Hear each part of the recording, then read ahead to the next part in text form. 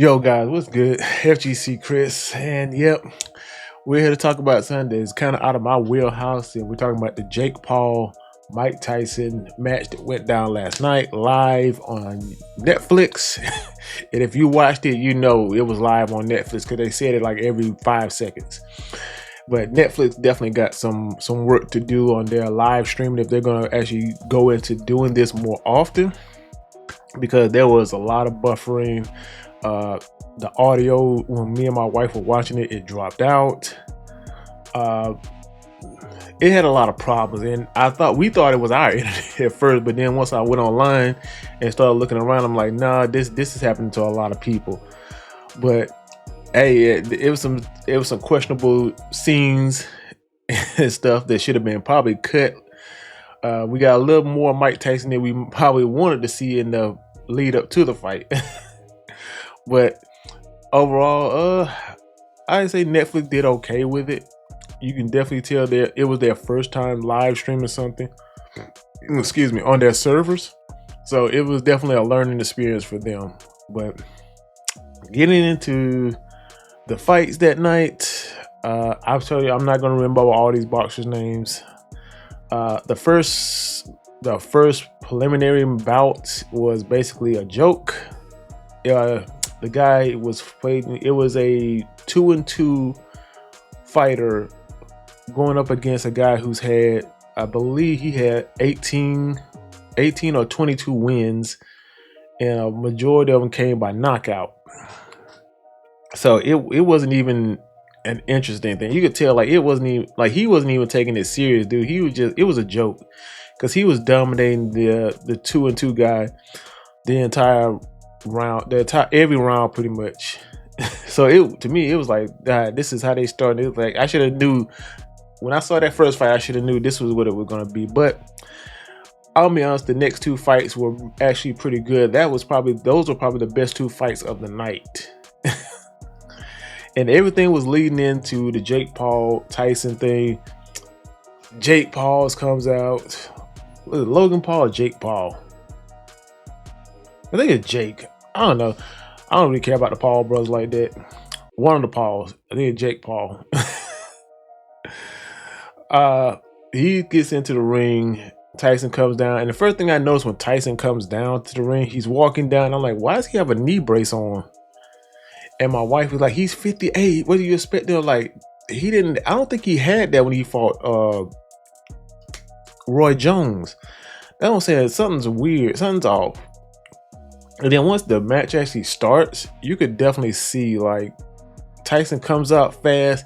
He gets him with a couple of shots, and then he gets one clean shot to the face. I think it was a hook, either a hook or a jab. I couldn't really remember right off here, but he got one good shot that made Jake Paul stumble back. And then once he hit him with that, it's like all of a sudden, like all his aggression kind of just went down. It's like he backed up, and all he was doing was just playing defensive. Like he really wasn't trying to hit Jake. It seemed like, and Jake's just dancing around the ring, just peppering him with jabs. And it got to a point in time where even my wife was just like, this is hard for me to just watch. She was just like, it's hard for me to watch Mike like right now. And it definitely was a hard thing to watch. It as a fan of Mike Tyson, it was hard for me to just sit there and watch, because he's like, yeah, this just feels like he got a payday. And he really wasn't taking this seriously. He was just like, okay, here's the script. Do this, this, and this. We're going to go the distance so people can make their bets. But you could tell like Mike was not really, he had no leg strength, no power coming from his legs, because he was barely moving. His defense was still good now. His defense was still pretty good for his age. But you could tell like this was this was something that was just set up for Mike Tyson to get a good payday.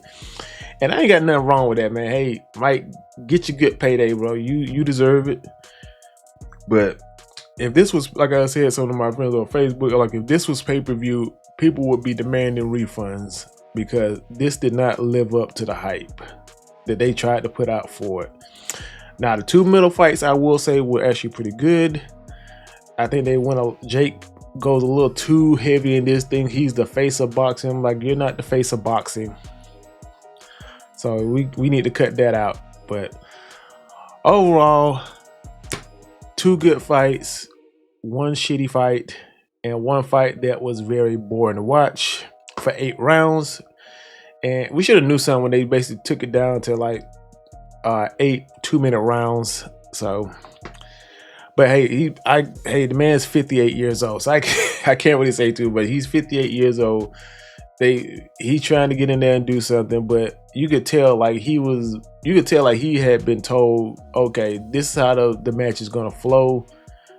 Don't really go for any power shots. But overall, guys, me personally, it was disappointing. But I already had Netflix, so it really wasn't a big deal. But I'm pretty sure a lot of Netflix probably made out like a bandit on this one, because I'm pretty sure a lot of people signed up for Netflix just to watch this fight. And hey, maybe we'll see better live events in the future. Hopefully not with Jake Paul involved. But hopefully, well, we know we are, because WWE's going over there. I think they got a 10-year contract with Netflix to do Raw and all that stuff over there live. So this is their first run out the door, and it wasn't a total loss, but there's definitely stuff they need to work on. So, but you gotta let me know what y'all thought about the Jake Paul Tyson fight. Did you like it? You love it? It was okay? It was crap? And was it trash? But you guys let me know down in the comments. I'll talk to y'all guys later. Peace. I'm out.